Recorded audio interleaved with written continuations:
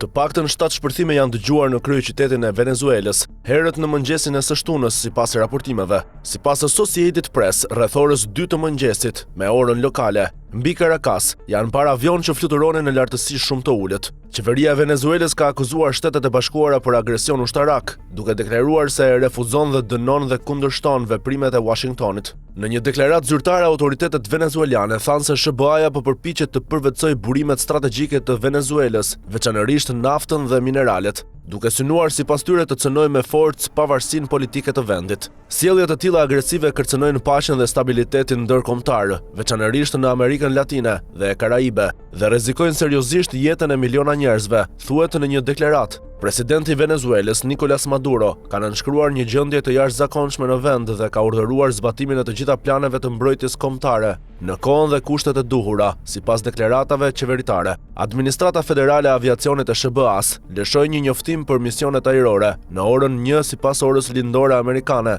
duke ndaluar të gjithë avionët amerikanë të operojnë në çdo lartësi brenda hapësirës ajrore të Venezuelës. Raportimi vjen në një kohë kur ushtria amerikane ka intensifikuar veprimet kundër anijeve të dyshuara për kontrabandë droge në Karaibe dhe paqësorin lindor. Presidenti i vendit Nicolas Maduro pohoi gjithashtu se Shtetet e Bashkuara duan të detyrojnë një ndryshim qeverie në Venezuelë dhe të fitojnë akses në rezervat e saj të mëdha të naftës përmes një fushate presioni disa mujore, që filloi me një vendosje masive ushtarake në detin e Karaibeve në gusht. Trump dha miratimin për sulme ushtarake. Donald Trump i dha dritën jeshile ushtrisë amerikane për të kryer sulme toksore në Venezuelë, kryesisht në instalimet ushtarake, vetëm disa ditë përpara operacionit të sotëm, sipas 2 zyrtarëve amerikanë që folën për CBS News në kushte anonimiteti. Zyrtarët ushtarak diskutuan kryerjen e misionit në ditën e Krishtlindjeve, por sulmet ajrore amerikane në Nigeri kundër objektivave të ISIS morën përparësi, than burimet. Ditët përpara Krishtlindjeve paraqiten më shumë mundësi potenciale për sulme,